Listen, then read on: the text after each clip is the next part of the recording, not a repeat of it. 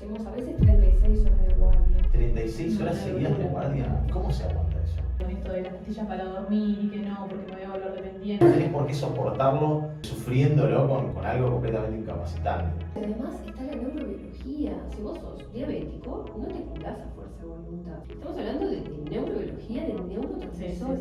Hay como mucha, bueno, no sé si esto es una realidad o es más un discurso sobre medicalización de las mujeres. Sí, la mayoría de mis pacientes particulares son mujeres. Como en todas Sí. las ramas de la medicina, la mujer ha sido la menos estudiada.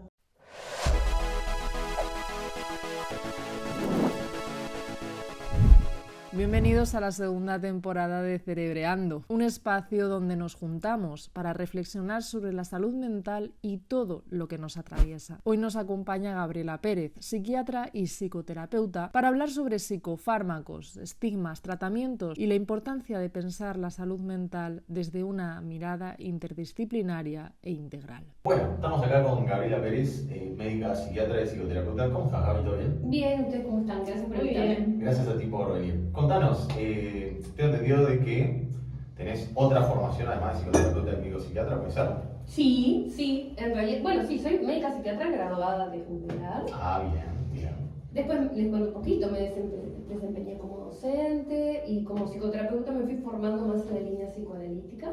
Perfecto. Ahora me estoy formando en la línea más de ACT y una maestría tengo actualmente en psiconeurofarmacología por la Universidad Formal. Bien, yo te quería hacer una pregunta de cómo surge este interés de, bueno, una vez que te recibiste de médica psiquiatra, ¿cómo surge el interés de combinarlo con la psicoterapia? Y porque en realidad me parece fundamental poder ver al paciente como en todos sus aspectos, ¿no? No solo farmacológicamente, ¿no? Social, biológico, contextual, entender más, bueno, darles herramientas para que se lleven, saber derivar. Y me parece muy importante lo que me ha llevado a la interdisciplina. Entonces, fue por ese lado más bien, sí. Y bueno, capaz que también porque cuando yo hice la carrera, hasta quinto año más o menos no sabía qué iba a hacer. Cuando roté por psiquiatría, dije, ay, encontré mi gente. Resulta que esa gente no eran psiquiatras, eran las señoras de APU que iban... Claro, eran psicólogos. Eran psicólogos. Entonces siempre me interesó la psicoterapia, siempre. Próximamente comienzo algo muy lindo que va a estar bueno, que es una maestría en humanización en salud. Interesante, sí, que es necesario también.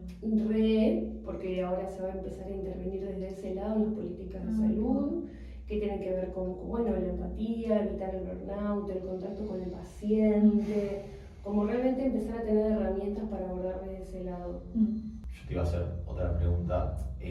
Hablaste recién de la interdisciplina, o sea, ¿cómo conviven esa parte de, mismo en una consulta clínica, cómo conviven la Gaby psiquiatra y la Gaby psicoterapeuta? ¿Conviven? Porque capaz sí, que... no, conviven, Sí. re. O sea, tengo pacientes en psicoterapia, sí, algunos, 3 o 4, no son los más, ¿tá? Y conviven bien. En un principio pensé que iba a ser más difícil, pero no, se va como la doble. Te puedo como interrumpir un poquito, porque ponele, desde mi óptica, desde un estudiante de psicología, la psiquiatría es como casi opuesta a la... ¿Sí? Sí, o por lo menos en las clases y en la facultad se da así, o hay un discurso que como que opera así, esa es la impresión que me da, como que la psiquiatría es mala, te diría. Sí, como esa confrontación, claro, ahí va. como que incluso la forma de ver a los pacientes es como súper distinta. Claro. No, en ¿Sí, realidad, incluso, no? Sí, seguro, sí. Por eso está buena la interdisciplina, y por eso vine y por eso está bueno conocernos, me parece. Tenemos que dialogar mucho más, y los psicólogos y los psiquiatras, que en última instancia somos los que vemos al paciente. Total. Los psiquiatras pensamos cosas de los psicólogos y los psicólogos de los psiquiatras. A ver, ¿qué Sí, piensan eso. los psiquiatras de los psicólogos? Eso O sea, sobre todo en la formación, somos como muy críticos a ver qué hace, qué está formado, cómo está, qué está haciendo, Sí. como en esto de que sabemos que a veces egresa de la UDELAR con pocas herramientas. Sí, totalmente. Bueno, un poco es algo que hacemos los psicólogos también, ¿no? Cuando vemos al colega, un poco.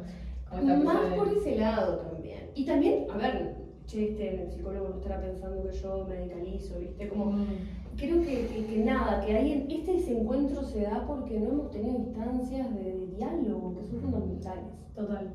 Es por eso, es como que va por ahí, porque en realidad, si bien la psiquiatría, capaz no quiero parecer, o sea, la psiquiatría... No, pero sí, explayate, por favor. Ay, Es para eso.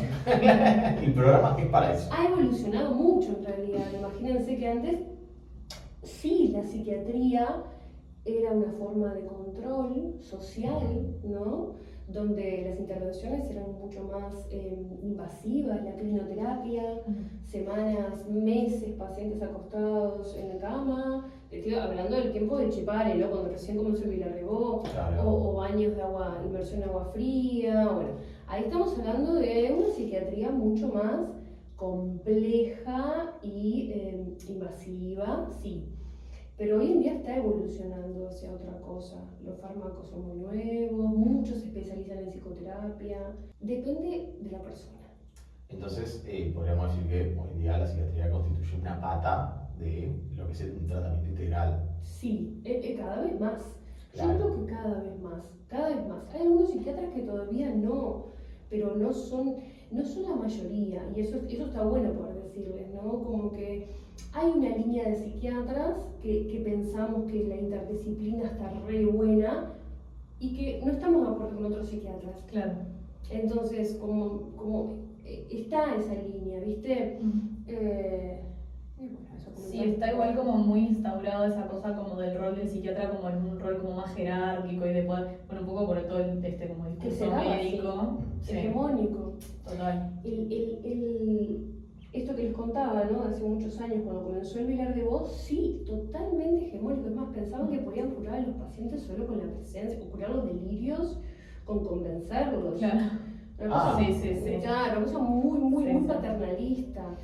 Y en mi formación ya, por la grado 5 que yo tuve, que es especialista como en psicosis, tiene un perfil más social, ya se empezó a hablar de otras cosas.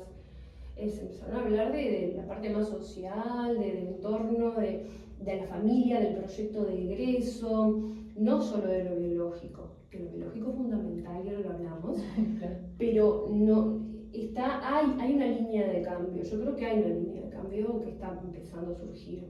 Y esa línea de cambio, ¿no sentís como que se enfrenta como con muchas barreras en cuanto a sistema? Total. Porque pienso en lo que decías, eso que vos decías de como ver al paciente como una persona individual, de humanizar, de poder ver el contexto, etcétera, en una consulta de 10-15 minutos con un psiquiatra que está capaz con miles de pacientes en espera, con largas listas, o sea... Imposible. Claro. Imposible. Como que tanto eso... Imposible. O sea, en realidad eso lo puedes hacer, pero te desgasta mucho. Ahí fue el momento en que yo tomé una de las mejores decisiones de mi vida, que bueno, yo tengo que volver a hacer esa edad, pero es dejar el mutualismo, porque tenés 15 minutos por paciente, aunque sea primera vez. No, es terrible. No, claro. Es terrible. Además, debe haber gente que llega muy mal. Claro. Y algunos mutualistas son peores que otras. Eso también. Y que entiendo que para poder recetar un psicofármaco tenés que entender toda la historia y poder como hacer ese desglose mini de... Todo. No te da 15 minutos. No te da, pero aparte, más allá de que no te da, si vos, por ejemplo, das un hipnótico, ¿no? Y un antidepresivo, sí o sí lo tenés que ver un hipnótico a la semana y antidepresivo a los 15 días. No hay lugar. Claro. No. Vos le puedes decir algo, a ver, pasa, venga, no sé, no es malo, o sea, sabés que hay lugar. Claro. Entonces, ¿qué le decís? Véngase este día, ta. Llegó un momento en que en una de las mutualistas en las que yo estaba tenía 15 sobreagendados. No, pará, claro, no. Entonces fue como, yo no soy la dueña de este lugar, me voy a burnoutear. Claro. Sí, es demasiado. Y me tengo que ir porque no puedo funcionar tampoco de otra manera, ¿se entiende? Aparte, ¿cuántos pacientes Claro. estabas atendiendo por día en ese momento? Con 15 sobreagendados. Y capaz que 20 y algo, me quedaba más. No, es un disparate. No hay cabeza que aguante. Pero claro, pero la persona la tenía que ver a los 15 días. Claro, ¿Cómo sí, no sí. lo iba a ver? Es como, Claro. también, no hay lugar. Si yo le decía saquen para mí por la agenda, le iban a decir No, 3 meses. meses. Y quedan 3 meses Sí. sin saber. No sé, es como, yo creo que en esto del sistema de salud, que una vez se lo dije al paciente, ustedes están víctimas como yo de este Claro. sistema de salud. Sí, es que se tiende a pensar que las víctimas son solo como los pacientes que se van a atender y en realidad los médicos también quedan como súper... Por las condiciones laborales Sí. que tienen que, o sea, terminan. Sí, puedes ir Bueno, eligiendo de a poquito, puedes ir eligiendo, pero cuesta mucho porque en realidad en la carrera nos educaron como que la vocación en realidad... Es como, o sea, una trampa de la vocación. Está todo bien con de la vocación, o sea, aguante, amar tu trabajo y todo, pero si eso te cuesta salud, no es vocación, no es vocación, o sea, hay que modificar las condiciones estructurales que rodean ese laburo. Exacto, cuesta entender porque está como la culpa. Hay muchos médicos que Sí. sienten culpa, autoexigencia, no Sí, pude, sí, no sí. pude, no pude. Siempre digo que es mejor un ratito entera que todo el día rota. Totalmente. Entonces, no, en esto, claro, nosotros imagínense cuando nos recibimos en el internado, que es antes de recibirse ya hacemos a veces 36 horas de guardia. 36 horas Una seguidas de locura. guardia. En el interior 36. ¿Cómo? Normal. ¿Y cómo se aguanta eso? ¿Con psicofármacos? No, vos sabés que yo veo. Claro, no seas mala. No, vos sabés que yo la veo a los estudiantes, que tengo algunos, que toman, sí, modafinil, etcétera, en fin. Y yo decía, no, nosotros a puro mate. No, Claro. no tomamos Mate, café. Mate, café. Ah, No sí. tomamos psicofármacos. No. O sea, Qué está bien, se lo locura. tomamos, pero no, lo bancábamos así. Y claro, y ahí también, por ejemplo, esas guardias, el médico se va a dormir y quedas vos como interne con la compañera. Y si tenés una buena Claro. compañera, se dan una mano, che. Nati, además, o sea, perdón que te corte, pero qué de menos que esté pasando algo y que la persona que te vaya a atender esté con 36 horas tipo De guardia arriba. Claro, ahí está. No está. Es tremendo. Ahí era obligatorio hacerlo. Después cuando te recibís, cada cual puede decidir. Sí, Claro. sí, sí, sí. Cada cual puede decidir, porque no es una carrera, porque no tiene techo. El Claro. tema de poder trabajar y juntar, o sea, lo que sea, ¿no? Vamos a decir la parte económica. No hay techo. Entonces hay gente que hace guardias. Y bueno. Qué locura. Nada más estaba pensando eso de que vos decías como de la importancia de tomarse el tiempo y de construir como esta relación entre paciente y médico. Y eso me imagino que también para la adherencia del tratamiento debe ser fundamental, así como es en psicoterapia, también en psiquiatría. Sí, porque aparte no es solo el fármaco que indicas, sino la forma. Porque puede ser tomado como un acto violento o puede ser tomado como un acto de digamos, de tratamiento desde Sí, la de querer ayudar, realmente. Exacto. ¿Cómo lo decís? ¿En qué sentido podría ser tomado como un acto violento? Si no le explicás. Tomate esto y No vamos. le explicás, por eso los mutualistas llevan tanto tiempo. Yo le voy a dar este fármaco, esto sirve para esto. Esto sirve para... y se lo anotás. Hay gente grande que tienes que anotárselo. Además, otra cosa que entiendo que no es que se sabe qué psicofármaco o con qué antidepresivo va a tener que tomar una persona que está teniendo una depresión. Hay varios antidepresivos y puede reaccionar distinto dependiendo de la persona, ¿o no? Sí, eso también se lo decimos, porque en realidad, a ver, hablando un poquito de psicofarmacología, Sí. para tratar, por ejemplo, un episodio depresivo o de ansiedad, yo siempre les digo que es como que si vos tuvieras una infección y fiebre, ¿tá? La infección la van a tratar los ISRS o SRN, que recaptan más de la serotonina, la noradrenalina, y la fiebre, las benzodiazepinas, ¿tá? Que bien usadas, plazo de 8 a 10 semanas, no son el demonio, ¿tá? El tema es la gente que viene y toma 5 alprazolam al día hace años.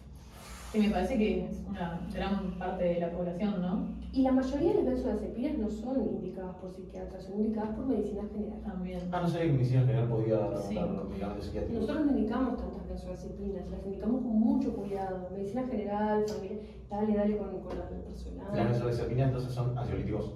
Claro, la diferencia es esta. Los SRS, que es como el tratamiento para la infección, como hablamos, Sí. que regula la capacidad de serotonina, demoran 15 días por lo menos en empezar a hacer efecto. Claro. ¿Tá? Entonces no podemos estar 15 días que el paciente siga pasando mal. Claro. ¿Tá?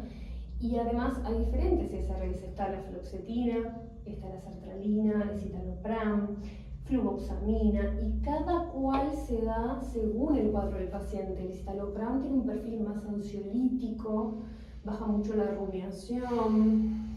La sertralina es como el más, digamos, cumple con todas las características, algunas personas le dan un poquito de ansiedad. Después la fluoxetina es mucho más como para arriba, en depresiones más bajitas. Paroxetina yo ya no doy porque es muy difícil después de sacar, se está dejando bastante. Como que ver bien el cuadro del paciente, Claro. no se puede dar cualquier Y eso lleva tiempo. Sí, saber bien qué es lo que le pasa. Mínimo verlo más de una vez 15 minutos. Sí, media hora mínimo. Y ver qué efectos secundarios en 15 días está funcionando, si hay mejoras. Ujú. Y explicarle también que en un momento me di cuenta que me había cansado mucho de dar el discurso, de explicarles. A ver, porque la gente va al cardiólogo, va al nutricionista, va a chocho. Claro, no es lo mismo. Ya llega el psiquiatra, la nutricionista, tipo, viene con el último que estaba haciendo, ya no puedo más, no me doy pena. Llega enojada la gente. Entonces, Sí. primero como desarmar eso, explicarles que no lo va a dopar, que no lo va a hacer, explicarles cómo funcionan y tal. Es que hay muchos mitos en relación a los psicofármacos y a la psiquiatría, ¿no? Como que mucho miedo, mucho tabú. Bueno, nos merecemos eso también, ¿sabes? Claro. A ver, ¿por qué? Desarrolle su respuesta. Y sí, porque en realidad, o sea, la psicofarmacología, más allá de que tiene que tener un enfoque biológico, social, integral, miles de aspectos que pueden hacer. Puede comprar la medicación, no la puede tomar, qué horarios trabaja, bueno, todo eso. Yo soy como muy estricta y obsesiva con medicar bien, pocas dosis, evitar la polifarmacia. Entonces, de verdad, es como muy detallado, muy detallado. Y tuvimos épocas donde los pacientes estaban multiplicados, duros. El clásico paciente que estaba como, ¿no?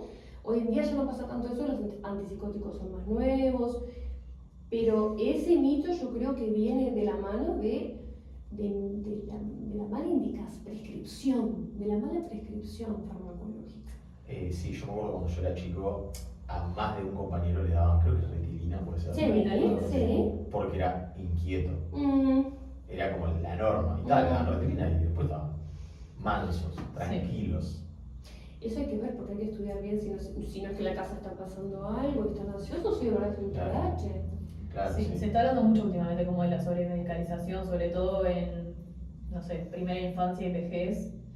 Sí, pero claro, es como esta cosa de, como este dualismo entre que si es sobremedicalización, si es que se está sabiendo más, si es falta de recursos, como que está. Pero Yo claro. quería hacer una pregunta ahí, con respecto a eso que dijiste recién, Mati. ¿Qué checklist tiene que cumplir una persona para, bueno, a esta persona le receta un psicofármaco? Bueno, pero depende, por ejemplo, de la... Sin ninguna, cuadro. claro, o sea, pero sin ninguna como capaz, sin llegar al pilar de vos, ¿se entiende? Una persona que vaya a tu consulta y vos veas que requiere atención psicofarmacológica. Por ejemplo, si es un trastorno de ansiedad, por ejemplo, que la ansiedad esté siendo incapacitante, invalidante, tanto en intensidad como en frecuencia, que esté con agorafobia, ¿no? O que aún no, que esté comenzando el cuadro, la historia de ansiedad también, ¿no? Hay muchas ansiedades endógenas. También sabemos, por ejemplo, bueno, que en realidad los eventos estresores crónicos y agudos a largo plazo aumentan mucho el cortisol, afecta a amígdala y hipocampo y eso predispone a tener trastornos de ansiedad o depresión después de la adultez. Entonces, hay personas que ya llegan así. Yo te diría que el checklist es eso, conductas basales, insomnio, alimentación, Claro. Si tiene o no vínculos sociales. Y cada patología va a evolucionar según la base de personalidad, ¿no? Sí, no es lo mismo, siempre les digo, una gripe en un diabético que una gripe en el que es sano. Claro. Yo ya veo pacientes que los veo en la primera consulta y digo, cosa marchar, personalidad adaptativa, a la segunda están divinos. Claro. La personalidad de base también influye. No sé, como que en eso te diría que checklist de Claro. que evaluás y que esté Bien. siendo incapacitante para su vida, por eso consulta. Y siempre tiene que estar acompañado de terapia. Sí. Respetable, Sí. Sí. Bueno, pero eso no está muy instaurado, o sea, no es algo que comúnmente se suele ¿Sí? tener tanto en cuenta. Yo siento que la PT es como está, psicofármaco y listo. La solución rápida, fácil, Claro. al alcance. Además, por el precio que tiene la terapia y por los precios que tienen los psicofármacos. Exacto. Yo creo que el gran problema viene por ahí, sin contar que capaz que hay gente que no se quiere enfrentar a los problemas y prefiere capaz Más por ese lado. Eso también, pero imagínate que superás esa barrera como propia de ver si ¿sabes qué? Me voy a pelear contra esto, te enfrentás contra otra barrera que es el precio de una consulta que es... Ese es el tema también, claro. Entonces, el precio de la consulta entre que pagar el psiquiatra y pagar el... Sí. ¿Cómo estamos hablando que la salud mental está siendo accesible solo para algunos pocos también? También. Pero bueno, Y pero hasta, sí. no, perdón que te corte, ¿no? Y hasta qué punto estamos también como medicalizando problemas que son de base y de violencia estructural y respuestas adaptativas a contextos sumamente precarios. Yo creo que eso lo que puede hacer es que en realidad ahí lo que puede pasar, por esto que yo les decía, que el estrés crónico, el aumento de cortisol crónico en personas que han padecido como no violencia, desamparo, a veces ni siquiera tiene que ser tan grave, ¿no? Puede ser ¿no? como ambivalencia de los progenitores, o sea, como... eso es el entorno, ¿no? Llega el paciente con la serotonina por el piso. ¿Con la que todo? La serotonina por el piso. Entonces, ayuda, yo te diría, en este caso, en SRS, por ejemplo, a dar un empujoncito a ver las cosas de repente de otra manera. Es como que llegan las reservas de serotonina. Claro. Una persona que se quedó sin serotonina por estar peleándola. Ahí, en eso ayuda nada más. Claro. Y a descansar, porque si alguien descansa bien, el otro día va a estar más claro, va a pensar mejor las ideas, qué caminos tomar. Bueno, con ¿no? eso también hay muchos miedos, me parece, con esto de las pastillas para dormir y que no, porque me voy a volver dependiente, no sé qué. Bueno, peor es no dormir. No, Pero yo no poder dormir por tanto tiempo y después todo lo que eso conlleva. Pero está. Yo creo que hay como un discurso operando ahí también de yo puedo solo. Yo puedo solo sin ayuda externa. No, la realidad es que no. Y no te hace ni mejor ni peor el hecho de... El estigma en salud mental. Claro. Tremendo estigma ese. Sí, o sea, que ya te digo, sin llegar a una institución como puede ser el Pilar de vos, sino Exacto, estás pasando por un momento pesado de mucho estrés en tu vida y no tenés por qué soportarlo sufriéndolo con algo completamente incapacitante. Y sí, porque la cultura del hacer y del estar bien y el positivismo tóxico y yo puedo y bueno, en redes sociales hay como... Sí. Eso fue lo que me llevó a mí a abrir la cuenta de Instagram como más de psicoeducación en un momento, para informar desde ese lado, ¿no? Desde, bueno, tranqui, no es todo estar bien, si no se puede, no se puede. Tolerar un poco el malestar, la incomodidad y bueno, darse tiempo. Claro, y además está la neurobiología. Si vos sos diabético, no te curás a fuerza de voluntad. Si vos sos hipertenso, estamos hablando de neurobiología, de neurotransmisores. Sí. Entonces, Claro, hay algo en tu cerebro que capaz que no está produciendo la suficiente cantidad de serotonina y Exacto. no vas a poder tener posibilidad de estar feliz. o de dopamina en pacientes Claro. que son más impulsivos o lo que sea, ahí está el déficit. Entonces el tratamiento mejoran. Lo que vos me decías del sueño es interesante, porque ¿qué pasa? El insomnio es la manifestación. El insomnio aparece porque hay algo detrás. Claro, siempre vienen por insomnio, ¿qué está pasando, no? Entonces, a veces no es depresión ni ansiedad, ojo, es problemas no resueltos, ¿tá? Que están ahí dando vuelta. Y tratamos el insomnio. Yo después le digo, no es que te hagas adicto a la pastilla, es que tenés insomnio. O sea, yo te saco la pastilla y volvés al insomnio. Si vos no haces higiene del sueño, no resuelves el problema. Claro. Porque los hipnóticos de por sí no son adictivos. Solpidem, esopiclona, no son adictivos. Y entonces me surge otra pregunta. ¿Estamos de acuerdo que el psicofármaco como que acalla el síntoma? ¿O no? No sé si acalla es la palabra, porque ahí quedamos como... regula. Muchos pacientes, muchos psicólogos me envían un montón, ¿no? Para decirme, mira, no puedo trabajar en terapia con este paciente porque abordamos ciertos temas y es como que es mucho. Empezamos un tratamiento y empiezan a abordar ciertas temáticas porque baja la ansiedad, baja la rumiación. Claro, capaz permite otras cosas, o sea, una vez que... Para que después poder sacarlo. Claro. Pero yo no calla, no, sería como que regula. ¿Y desarrollás cierta tolerancia a ese psicofármaco? Porque, por ejemplo, imagínate una persona que no quiere ir a terapia, Sí. entonces está listo, o sea, me regulo este síntoma, con los primeros años no me molesta tener que tomar una pastilla para dormir, la tomo el resto de mi vida y eso no va a empeorar, ¿o sí? Depende de la persona. Porque hay pacientes... Siempre depende de la persona. Depende de una respuesta. Lo que pasa es que Psicología y Claro, psicología es así. por favor. Y bueno, depende. Es que depende de la persona. Hay gente que no desarrolla tolerancia y hay gente que enseguida desarrolla tolerancia. Porque claro, o sea, porque además nosotros, esto es una especialidad donde no tenemos paraclínica. Nosotros podemos Claro. sacar algún estudio de sangre, pedimos por supuesto, algún estudio de imagen, pero semiología pura. Claro. Estamos indicando fármacos pensando, yo siempre digo que este es el mejor fármaco para ti, que yo pienso, puede ser que no sea el mejor, que no respondas. Además, casi el 60% de los pacientes no responden al primer antidepresivo. No responden. No responden, o sea, como todo eso, ¿no? Ahora sí, en algunos pacientes pido estudios genéticos de respuesta a fármacos en realidad en relación con las enzimas. Hay como la farmacogenómica se está desarrollando más, porque a nosotros nos sirve un montón. Eso te da como un mapa para decir, bueno, esto sí. Un montón. Voy por ese lado, Exacto. ¿no? Son caros. Entonces, lo pido por ahora en pacientes que son difíciles de tratar, ¿no? Pacientes que no han mejorado. Claro. Pero bueno, está. Y cambiando un poco de tema, ¿no? Hay como mucha, bueno, no sé si esto es una realidad o es más un discurso sobre medicalización de las mujeres. A ver. Sobre todo en temas de ansiolíticos y en trastornos de ansiedad, ¿puede ser? ¿O vos no lo ves tan así? ¿Que las mujeres estén más medicadas? Sí. Sí, la mayoría de mis pacientes particulares son mujeres.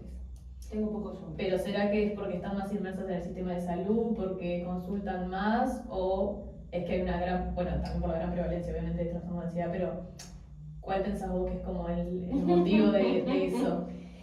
Capaz que la sobrecarga que tienen hoy en día las mujeres de esto de ser todo, ¿no? Sí, de los cuidados. Exacto, de los cuidados, la maternidad, el rendir, y que además son como más en esto del insight de decir no me estoy sintiendo bien, Bueno. y van más, hay más, sí. Van mucho más. Sobre todo en trastornos son como más internalizantes. Se autoperciben mucho más en ese aspecto. El hombre cuando llega a la consulta ya llega porque no puede más. Claro. En general. Pero me parece que tiene que ver con la carga y la mujer está en un periodo de transición brutal, ¿no? De bisagra, de cómo definirnos, ¿no? En relación a pila de cosas, la maternidad, el trabajo, Sí. todo. Muchas cosas cambiando y muchas exigencias a la vez, como que se hinchan de dos lados. Claro, por ejemplo, tengo muchas pacientes madres que están haciendo maestrías, por ejemplo, cosas así. Y bueno, les compensa después la mitad de la maestría. Bueno, hace poquito creo que salió una publicación de Neuroclass de eso, de que había salido como un nuevo psicofármaco para la depresión postparto específicamente. ¿Sí? Que no sé cómo se trata actualmente la depresión postparto, Sí. si hay como un psicofármaco específico que no sea como para depresión, sino específico para depresión postparto, pero como que se había estudiado mucho más y habían salido como un nuevo, No, vos sabés que no tiene no me acuerdo el nombre, pero está. Hay mujeres en menos estudios, por supuesto, mujeres embarazadas o en Sí. posparto. No, lo único avalado es la sertralina y como benzodiazepina el lorazepam. Pero no, como en todas las ramas de la medicina, la mujer ha sido la menos estudiada. Sí, y sobre todo que claro, en las muestras no se diferencia por género, entonces es difícil saber. Exacto. Y bueno, esto que vos decías de la neurobiología, también hay cosas que están impactando neurobiológicamente en las mujeres que tampoco se saben. Es un todo. Yo creo que hay que ver al ser humano así, de un perfil biológico, social, contextual. Indicar un fármaco no es solamente indicar el fármaco, sino el contexto, el lugar donde todo, la familia, ¿viste? Realmente implica mucho más que medicar. Explicar, mira, si haces esto, baja la dosis. Bueno, hay pacientes que no entienden bien. Hay cosas que hay que ir regulando en la práctica, que eso yo también lo he aprendido. Un SRS, por ejemplo, se comienza medio comprimido cada tantos días. Pero hay pacientes que no entienden eso. O sea, no entienden por su nivel. Eso no me pasa tanto obvio en el ámbito privado, pero y les va a costar entender que es medio por entonces empezar con uno. Y ya está. Claro. Empezar con uno, Ya claro. está. Por También eso. eso, adaptarse a... Adaptarse, exacto. Evitar las múltiples dosis a lo largo del día es fundamental. Más de 3 veces al día las cosas, no. ¿Cómo? ¿Podés repetir eso? Porque no me quedó del todo claro. Claro, por ejemplo, no se puede tomar de mañana, de tarde, de noche. O sea, si es necesario, sí, pero Pero es un montón. Es un montón. depende del Claro, paciente. claro. Pero hay veces que se indica de mañana, al mediodía y de tarde y a la cena y ahí el paciente no toma nada. No, no. Yo creo que ahí es realmente cuando creen que, tipo, que los estás dopando. Exacto. Porque ahí sí estás dopado, pero Claro. digo, porque estás tomando todo el tiempo. Claro, claro, sí. Y ahí tenés que explicarles qué medicaciones le dan sueño y cuáles no. Las benzodiazepinas son ansiolíticas, sedativas e hipnóticas, a medida que vamos aumentando la dosis. Entonces vos le puedes decir un cuarto de alprazolam de mañana, te va a calmar la ansiedad, pero no te va a dopar. De repente de tarde, si lo precisas, y usamos el mismo a la noche para dormir. Así no le doy 3 fármacos, porque si yo no le tengo que dar el SRS, el alprazolam, y algo. Entonces como que intento ahí como, a ver, cinturear entre eso. Bien. No. Yo iba a hacer una pregunta que nada que ver. A ver, dale. Más que nada de opinión. Porque, por ejemplo, tengo una amiga que antes trabajaba en una empresa de marketing y Sí. las amigas, cuando iban a dar una conferencia, tomaban, creo que es clonazepam que viene en gotitas. Sí, cronogotas. ¿Cuál es tu opinión respecto al uso, como, no te digo social, pero sin prescripción médica de ansiolíticos o antidepresivos o lo que sea? Porque me parece una práctica re común. Es re común la automedicación, sí. Y donde lo conseguían, no sé, ¿dónde? No tengo ni idea, tantos detalles no tengo. Mirá. Pero daban la conferencia chochas y era moneda corriente, era normalito, como quien, yo qué sé, se come un chicle capaz, como Sí. para sacar el estrés. Incluso para mejorar el rendimiento, eso también. Eso usan modafinilo mucho, la También. gente que Sí. que se vende. O sea, pero yo no es que voy a la farmacia y lo compro. No. Tipo, es receta verde. Recetan, claro, consiguen y capaz que tiene que ver con esto de, no sé, como el rendimiento, ¿no? Esto del clonazepam gotas de no me permito estar ansioso, no me permito... Yo me imagino que a la hora de dar una conferencia capaz que es útil. Bueno. Ahora, claro, entiendo Claro. que sí, pero ¿cuál es el costo que puede llegar a tener a nivel de orgánico? Porque te estás robando. Sí. Claro, depende de cuántas veces lo uses, de la frecuencia y de la intensidad. Si ahora me decís todos los días está tomando clonazepam gotas, bueno, si es una vez, 3 gotitas cada vez que tiene que hablar es diferente. Pero sí me preocupa. Bueno, también la venta de psicofármacos en ferias. Bueno, eso se está viendo mucho también. Sí. Bueno, siempre. Pero digo, El Vilarrebos es un gran recetador, sin querer, por supuesto, de psicofármacos que se venden en la feria. ¿Por qué lo decís? O sea, ¿cómo? Y los pacientes van mucho a emergencia o a repetir medicación en policlínicas de repetición de medicación Sí. y después las consiguen y después las venden. Y ahí cuesta diferenciar entre quién la está tomando, quién no, porque nosotros no lo sabemos, o sea, no tenemos un detector de No, es imposible. mentiras, claro. Es como, Él está mintiendo, no. claro, exacto, sí. claro, pasa que ahí es como difícil pensar la solución, porque obviamente que si hubiese más recursos, más tiempo y más todo, capaz que algo le puedes escapar, pero Sí, no, ahí la solución es mucho más grande y estructural, mucho más grande que una policlínica de repetición. Es una cosa grande, que nos excede a nosotros como psiquiatras. Como yo les decía a ustedes, si me permiten hablar un poquito. Sí, obvio. El Villa, sí, vengo a obvio. defendernos. No, porque a veces hablamos mucho, yo me acuerdo una vez llegué al Vilarrebó y decía menos pastillas, más abrazos, una cosa así, ¿no? Como... Y dije, qué importante, que la interdisciplina, hablar con los psicólogos y que nos conozcan, porque no somos, o sea, a ver, nosotros no somos así. O sea, a ver, no todos los psiquiatras, pero Habrá. claro. Habla de Pero todos los eso- colores. Eso como todos lados. O sea, yo te diría que en Vilarrebó, por ejemplo, hay un núcleo que es más de mi equipo y otros que no, y que no queremos ser así, pero hay otro que sí, y que vemos los pacientes, y que vemos a las familias, y que medicamos lo mejor posible, que lo vemos de forma global, y que esto de la manicomialesia que se decía, ¿no? ¿Qué pasa? Si no hay un lugar donde enviar al paciente, hay algunos colegas de repente que le dan el alta y se va a refugio. Entonces, usted es un psicótico que consume, es la parte que claro, sí. no tenés dónde mandarlo. Por eso están ahí. no es que estén ahí porque yo quiera que el paciente viva en Vilar de Claro. Borne, no. Ni tampoco lo necesita, o sea, no es que necesite estar ahí por algún motivo, es que no hay dónde. ¿Dónde lo puedo mandar? Si no hay. Refugio Mie funciona muy mal ahora, bueno, Sí. tenemos que mejore. 24 horas no hay, las casas de medio camino se pararon de construir. Es todo un tema muy Sí. importante. Que pasa en los hospitales también, gente internada porque no tienen dónde ir o porque no le pueden dar el alta porque no hay un lugar a donde... Y no es que queremos que estén ahí, No, claro. es que No. en realidad si le doy el alta a un refugio, a los 3 días vuelve descompensado, se gastó todo el dinero de la pensión en droga, lo que sea. Ahora, si el paciente se quiere ir y está compensado, yo no puedo ir contra la voluntad del paciente. Bien. Y le tengo que explicar, y le tengo que decir, mira, no es lo mejor, no me parece lo mejor que te vayas, papá. Pero ahí sí yo no puedo ejercer control sobre su deseo. Si él no se quiere ir, bueno, esperamos hasta que encontremos una residencia, papá. ¿Cómo está? ¿Cuántos pacientes, o sea, qué tantos pacientes hay en esa situación? ¿La mayoría? Sí, casi el 70, 60, 70. Ah, re alto el porcentaje. Claro. Creo que Vilarregó tiene 300 camas o algo así. Sí, en mi sala, por ejemplo, que son... Yo tengo 16, es una sala más grande. Yo te diría que 10 son sociales.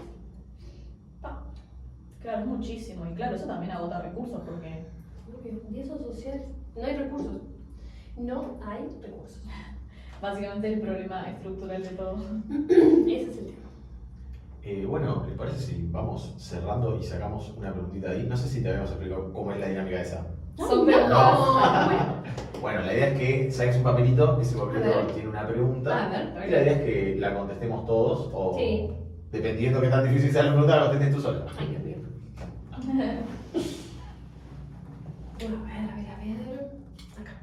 ¿Qué debería poder preguntarse siempre a alguien antes de empezar a medicarse?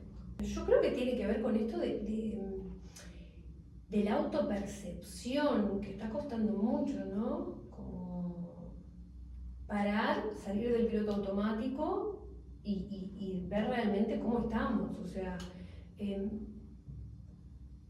tiene que ver con eso, no sé, ¿no? No que debería preguntarse, debería conectar con cómo se siente. O sea, si Claro. realmente necesita, ¿viene por ahí? ¿O por dónde vendría? Porque yo lo estoy entendiendo así, capaz tú estás diciendo ¿Cómo? otra cosa. Esto de, ¿realmente necesito medicarme? Sí. ¿Es No, eso? claro, capaz que es como parar de la vorágine y poder como realmente tener un espacio donde pensarte. O sea, porque claro, estás tan en la rutina y en la exigencia y no sé qué, y bueno, pará, Claro. ¿cómo te sentís que necesitas? Claro, parar y decir, bueno, ¿qué me está pasando? A ver, o sea, me siento ansioso, me siento deprimido, mamá. Bueno, empiezo a usar, como tomar herramientas primero, empiezo a hacer deporte, alimentación, lo que sea. Y tiene que ver con el autoconocimiento, no en ir de forma impulsiva, como realmente salir de la vorágine y estar más en el aquí y ahora y conocerse y eso está costando mucho, ¿no? Sí, no cualquiera tiene un espacio para poder pensarse. No, te diré que es un privilegio hoy en Sí. día poder tenerlo. O pensarse solo. Sí, claro, es que me parece que va más como por eso el autoconocimiento, poder como... Solo, obviamente que depende del contexto. Vamos a hablar, Sí, tampoco vamos a hacer, claro. claro, No, contextos bueno, claro. sociales Entonces en el ideal de... graves, obviamente, está la supervivencia, es que te vas a preguntar cómo te está pasando sobrevivir. Hay mucho video, hay información en todos lados, está eso. El tema es que hay mucha desinformación también. Obvio, total. mal, es tremendo. Bueno, damos finalizado el episodio de hoy. ¿Les parece? Un gusto Ay, haberla muchas tenido por acá. gracias, Muchas gracias. Esto fue Cerebreando. Si te gustó, te invitamos a explorar los cursos en línea y artículos de Neuroclass.